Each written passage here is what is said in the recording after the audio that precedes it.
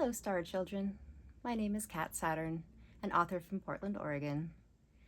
And today I'm going to be reading the first chapter of my first novel, Elli Veil and the Constellation Prize, as illustrated by my dear friend Chrystal Phegley.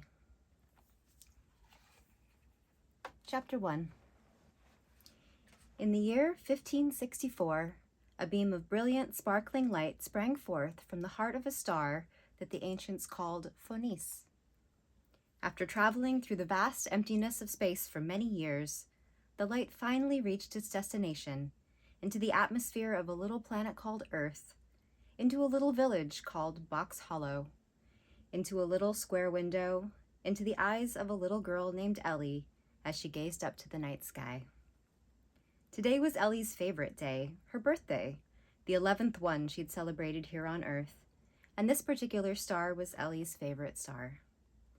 The one she could always see from her window, every single night, unless it was especially cloudy. She smiled up at the sky and imagined that the star was shining extra brightly that night, bringing good luck in the year to come. Earlier that morning, like every other morning, Elli pulled her clothes out of a square dresser, got dressed and walked down the stairs to the square kitchen, sat down at one of the square tables in the square dining hall, and waited with the other kids until Mrs. Elm came in with a square platter and distributed breakfast to all the children. Slices of square toast with a square pat of butter on top, served on a square plate. Elli ate all the crusts first to see if a circle-shaped piece of toast would taste better. It tasted the same, but felt different somehow. Looking around, she was relieved that none of the other children noticed. After breakfast, she picked up her bag and got in line with the other children, and together they headed down the road to Square School. Elli didn't think Square School was very much fun, but she always tried her best. She studied hard to learn as much as she could so that she could graduate from school and join the Temple of Corners when she turned 16. But for now, she was still quite small, smaller than all her other classmates. On the rare occasions she was introduced to new people, they always assumed she was much younger and spoke to her differently than they spoke to other kids her age. Often her smallness made her feel quite invisible. It was like people saw her but never really saw her. She was both there and not there.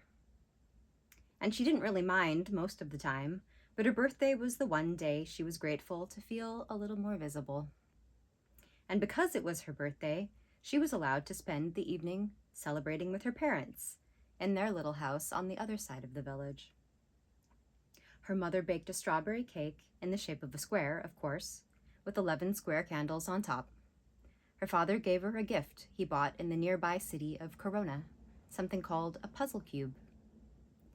"You've got an inquisitive little mind, Elle. This should help keep it busy," he said with a smile, and Elli smiled back. "Just try to get the colors lined up on each side." She heard the evening bell ring 4 times, echoing across the square rooftops, so she said goodnight to her parents, put on her coat, and walked alone back to the large, ancient house known as Square One, where all the children lived together under Mrs. Elm's watchful eye. Upstairs, in her little room, Elli sat down at her desk and played with the puzzle cube. She couldn't quite figure out how it was supposed to work, but she slid the colors around and around, trying to make sense of the pattern. Finally, the sun sank beneath the western wall of the town, and everyone had gone to sleep in their square beds. Then very quietly, she pulled out her sky journal from under her pillow, as she did every evening, and drew back the curtains of the little window. Her view of the sky was partially cut off by the northern wall, but there was always that one star in the same place, not far above the top of the wall. No matter how late she stayed up, the star was always right there in the same spot all through the year, while the other stars never stayed in one place for long. She often wondered if the star had a name. She wished she could ask the star why it never moves. Is it too heavy to move? Or does it simply enjoy staying in one place? Something about the star reminded her of the stone fountain in the center of the village, so she called it the stone in her journal. If she saw a shooting star or a strange cloud, She made sure to note it down, writing in the special star code she'd invented. But tonight, like most nights, she simply drew a little square representing the window and marked the positions of the stars with smaller squares. She knew that Mrs. Elm wouldn't be happy that she wasn't in bed, so she kept her stargazing secret. Over time, she watched the unmoving star in the northern sky and noticed two smaller stars slowly marching around it all through the night, never getting closer or farther away. In fact, all the stars seemed to move around the stone throughout the night, slowly moving counterclockwise in a circle. Elli thought about how her teacher, Miss Flynn, had said the circle was a bad shape because it isn't a square. She wondered if that meant the sky isn't perfect because the stars move in a circle, not a square. Come to think of it, she pondered, quite a lot of things aren't square. An apple isn't square, nor the tree that it grew on. The little black cat that sleeps in the corner isn't square.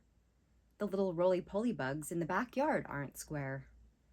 In fact, humans aren't particularly square-shaped either. She thought about asking Miss Flynn why this is so, but Elli could already hear the response in her head. Those ideas aren't very square, are they? She wouldn't be happy about that, thought Elli, and she so wanted to make her happy, and to make her parents happy, and even Mrs. Elm. She wished she could be what they wanted her to be. She wished she could be square. After making her notes for the day, Elli played with the puzzle cube until her eyes grew tired. She went to close the curtains and noticed something very unusual in the sky. Or rather, something unusual not in the sky. The stone was gone. Elli gasped. "It's gone," she exclaimed to the cat, who didn't seem too concerned. There was a dark hole in the sky where the stone had been just minutes before. Elli rubbed her eyes, not quite believing what she was seeing. The stone had always been there, right there, in the same place, every night, but not tonight. Elli's heart raced. What could it mean? What could make a star disappear? For all the time she spent watching the sky, she had to admit she understood very little about the mechanics of the whole thing. They certainly didn't teach any of that at Square School. Her hands were shaky, but she did her best to draw a picture of the new sky, minus the missing star. All of a sudden, Elli felt like the whole world was a little darker than normal, and the darkness felt heavy on her eyelids as she fell asleep that night. When Elli opened her eyes the next day, her first thought was of the missing star. She stretched out her arms and shuffled to the window, but of course it was morning and there were no stars to be seen. She knew she had to find out what happened to the stone. But who could she ask? She didn't know anyone in the village who shared her interest in the stars. Most folks didn't really seem to have any interests at all. They woke up, performed their duties, came home, went to bed, then woke up and did it all again. Day after day after day, it was always the same. Elli got her things together, ate a quick piece of toast in the dining hall, and walked alone to Square School. She thought she'd been running late, but it seemed that she was the first one to arrive to class. After a long and restless day at Square School, she waited until the other children had left the classroom and walked to Miss Flynn's desk. "Oh, Elli, I didn't see you there. Can I help you with something?" said Miss Flynn as she wiped down the chalkboard. "Actually, yes. I have a question." Miss Flynn leaned in, and Elli tried to figure out which words to use. "What could make a star disappear?" "A disappearing star?" asked the teacher. "Sometimes I like to watch the stars at night, but last night a star went missing. It was always there, but then it wasn't. Where could a star go?" Miss Flynn sat down in her chair and chuckled as she squared off a stack of papers. "Well, I'm no expert, but as far as I know, the stars don't stay in one place. Everything in the sky appears to move, since our planet is always moving, so it's not unusual that a star wouldn't be in the same place." Elli folded her hands and stared down into the corner of the room. "But it was always there before," she said, thinking about all the little diagrams in her journal. "See, our world is like this," Miss Flynn said, picking up an eraser. "Here's the sun," placing a square paperweight in the center of her desk. And all the stars are out here. She picked up a handful of small pencils and scattered them around the edge of the desk. And we move around the sun like this, she said, sliding the eraser around the paperweight in an invisible square track. So you see, everything in the sky seems to move as we go through the 4 seasons of the year. Miss Flynn seemed very pleased with her explanation. She patted Ellie on the head and gathered up the materials scattered on the desk. Ellie walked out of the classroom feeling defeated. She knew what she had seen. She knew her notes were accurate. But she also knew there was so much she didn't understand about the way things work. Walking out into the bright courtyard, the sky above her head seemed hopelessly enormous, and Ellie felt smaller than ever. Then she heard a small commotion coming from a nearby hallway, and she went over to investigate. As she approached, she saw Will, an older boy who happened to be the ruler's son, showing something to a little crowd gathered around. She squeezed in to get a better look and was shocked to see that Will had 2 large moths inside a glass box. "Watch this," he said, and gave the box a hard shake. The moths bounced around inside the box, and Ellie was amazed to see that they flickered with tiny lights. She'd never seen anything like it. The moths fell to the bottom of the box as the children gasped in surprise, and Ellie, who had never said a word to Will before, was suddenly compelled to grab the box out of his hands. "Why are you doing that? What did these bugs ever do to you?" Ellie snapped, secretly surprised at her own reaction. The moths lit up brightly in her hands, and Ellie's eyes lit up too. Will sneered. "They're mine," he said, snatching the box back from Ellie. The moth's tiny lights dimmed back down to nothing. He turned and walked away laughing, a pack of curious kids following. 2 girls stayed behind, whispering to each other and laughing. Kyla, who was very tall and not so very nice, looked down at Ellie and laughed. "Hey, Ellie, why do you care what happens to these icky bugs?" "Ellie loves bugs," Kyla sang, and her friend Whit joined in. "Ellie loves bugs." "Maybe she is a bug, and you know what happens to bugs. They get squished," Whit said, shoving Ellie in the shoulder and knocking her off balance. "Why don't you both just bug off?" came a voice from behind. Ellie spun around to see an older girl from Will's class standing there. It was Nita, the only student at school who didn't live in Square One with the other children. Kyla and Whit squinted their eyes at her and walked away without another word.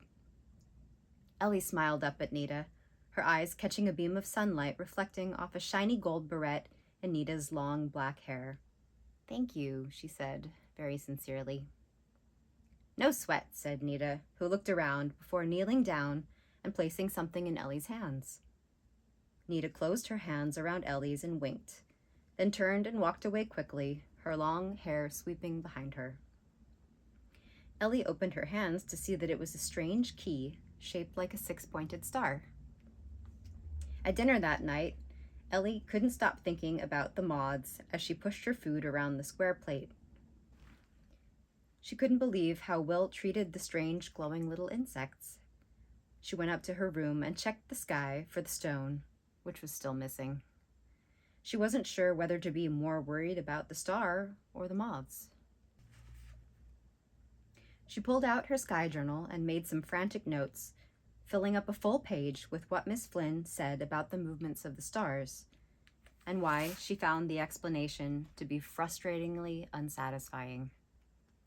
Eventually, she closed the book and looked out the window. Something looked strange in the sky. The 2 little stars, to the left of the empty spot where the stone used to be, were flickering strangely. She held her breath for a moment as both stars disappeared. Ellie couldn't believe it. 2 more stars had just vanished right before her eyes. What's happening to the sky? Is anyone else noticing this? She flipped the journal open again and drew a new diagram of the stars, the ones that remained. The next day at school, her sleep-deprived mind wandered out into the sky every time she remembered the 2 little stars blinking out into nothing. She went up to her room that evening and was somewhat relieved to find that one of the 2 stars had come back, The other was still missing, though, and the stone was still nowhere to be found. Elli drew a new diagram in her journal and stared at the sky for a long time, trying to make sense of what was happening. The following night was the same, but she drew a new picture of the sky anyhow. After all, she thought, something is happening here, and it should be written down. The night after that was the square dance. Mrs. Elm dressed all the children up in their nicest outfits and marched them to a 4 count until they reached the great quad at the center of town. The square dance was held each year on the day they called First of Summer. It was greatly anticipated by just about everyone in the village, but Elli wasn't feeling very festive. She was still too young to join the dancers, and to be honest, she would really rather be in her room, alone with the stars, learning their secrets. The sun was just about to set when they arrived in the town square. Elli greeted her parents, poured herself a glass of raspberry sun tea from a large square punch bowl, and tried her best to enjoy the music. The hollow band provided accompaniment for the dancers, who moved in groups of 4 all around the great stone fountain. When Elli's parents joined in the dance, she took the opportunity to slip away. She tried to find Nita, to ask what the star key was for, but she couldn't find her anywhere. She decided to look for Will instead, and found him standing under a tree, away from the commotion of the crowd, looking as if he'd rather be anywhere else. At least we have something in common, Elli thought to herself. What do you want? He sneered. Those moths, did you let them go? Of course not. They're too weird. I'm keeping them. Never seen ones that light up like that, Will said, jabbing a small pocket knife into the tree. But you can't just keep them in a box. They'll die, Elli pleaded. But Will just shrugged and wandered off into the darkness. Elli went back to the dance and tried her best to have a good time. Once Mrs. Elm was worn out from dancing, she rounded up all the children and led them back to square one. When they got in, Elli ran up the stairs to check the sky. It was so late that the stars were in different positions than she normally saw them. There was still only one of the 2 small stars visible. She drew a new diagram and sighed as she looked over her portraits of the sky from the last few nights. Something strange seemed to be happening with the 2 little stars that had always faithfully marked around the stone. First they were both gone, then one came back. She stared at the diagrams, fidgeting with Nita's key. As she set the key down onto the paper, a strange thought popped into her head. Something about the position of the stars reminded her of the code she used in her journal.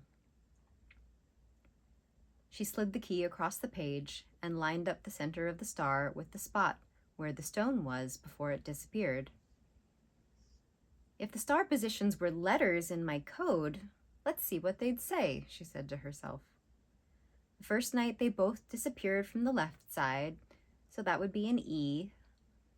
Then the next night there was just one star, the one closer to the center, so that's an L. Elli's pencil dropped onto the desk as she nearly fell out of her chair. In the code that Elli had invented herself, which she'd never told anyone about, not a single soul, the stars had quite clearly spelled out her name. Later that night, after many hours of tossing and turning, Elli had a strange dream. She found herself walking through a dark forest towards a strange light she could faintly see glowing through the trees ahead. Everything about the dream was so vivid. The smell of the mossy undergrowth, the distant sound of an owl, the howl of the cold night wind, the crunch of leaves under her tiny shoes. As she walked, she became aware that the path was being lit from above. She looked up to see the 2 moths from Will's glass box, shining brightly, hovering just above her head. Except the moths now seemed to have tiny human faces. How very odd, thought Elli. Hurry up, said the larger moth. But be quiet, said the smaller. Elli held her breath for a moment as she tiptoed through the trees. As she grew closer, the bright light took the shape of a beautiful woman dancing alone in the grove. She seemed to be made of pure white light, wearing a crown full of sparkling gems. The woman twirled and whirled in the center of the grove, beams of light shooting out from her fingers as she spun around and around. Finally, the woman noticed Elli entering the grove and stopped spinning, then knelt down and extended her arms towards her. Elli hesitated, but the smaller moth said, "Go on, it's okay." Elli ran to the woman and grabbed her hands. The woman grasped Elli's wrists firmly and started spinning around until Elli's feet lifted off the ground. She felt like she was flying. The two moths perched on Elli's head and flattened their wings so they wouldn't be thrown off. They spun together, faster and faster. Elli became aware of a number of figures emerging from the dark forest outside the grove. The spinning motion blurred her vision, but as they stepped into the light, she could see that they were animals. There were 2 bears, a big one and a smaller one, and an eagle and swan, a lion, a great bull, a dragon, and several creatures Elli didn't have a word for. Each was faintly glowing, some brighter than others, and they all began to circle around the woman as she spun Elli around and around. Elli started to feel very dizzy. She couldn't see the trees anymore, nor could she hear the owls. All she could see was the woman's glowing face. Then all of a sudden, the woman just disappeared. Elli's hands were suddenly empty as the momentum launched her into the air, away from the grove, the moths, and the strange glowing creatures. She flew higher and higher into the air, watching the trees become tiny beneath her. Soon she could see the whole forest, and the river, and the road leading back to the village far to the west. She turned up her head to face the stars above. Each one seemed to whisper a lullaby in its own language. The air grew thinner, and all of a sudden Elli felt sleepy and peaceful. Before she knew it, it was already dawn, and she was waking up in her own bed, safe and sound. Elli blinked hard as she pulled her journal out from under the pillow. For a moment, she wasn't quite sure of what had been the dream and what had been real. But the pages of the journal confirmed it. The stars had spelled her name. Could it all be just a coincidence? All day long, Elli wondered if the stars had really been talking to her, and what they might say next. That night, the stars said N, and the night after that, W. NW stands for Northwest, thought Elli, remembering the compass square on the globe in her classroom. Are the stars telling me to look for something in the Northwest? Elli took a different route home from school the next day, through the northwestern part of the village, which was mostly occupied by offices and storehouses, and the ruler's giant gray box of a mansion, enclosed by a fence made from thick wrought iron squares with smaller vertical beams inside them. If that's the place the NW is pointing me to, she thought, I'll just have to drop this whole investigation. She followed the fence around to the grounds behind the ruler's estate. Peeking through a window of one of the storehouses, all she could see was shelves full of jams and preserved fruits, stacked in square glass jars, and identical boxes stacked high to the ceiling. Elli weaved a path through the buildings, looking for anything that seemed out of place, but found nothing. All the doors were locked, all the windows closed. She felt a cold east wind cut between the buildings and decided it was time to get back. Later that night, she leaned out her window to get a better view of the land northwest of the village, on the other side of the wall. But the night was moonless, and everything in the distance was indistinguishable. There must be a clue, she thought, waiting out there in the darkness. But how to find it? She wasn't allowed to leave the village by herself, and she couldn't think of any way to convince the adults to let her explore the fields outside the village. She sighed as she opened up her notebook and recorded the position of the stars for the night. 1 star on the left again, E. The next night was L, and L again the night after that. Was it repeating her name again? Trying to get her attention? Why was this happening? Was it because she couldn't figure out what the stars were trying to say? Then she checked her notes again and realized the letters also spelled something else. INWELL. In well. Of course, the well. Elli recalled that there was an old well, unused for many years, in the gardens on the southeast edge of the village. Elli smiled to herself as she climbed into bed. Maybe tomorrow I'll find the missing star, she thought. But who would hide a star inside a well?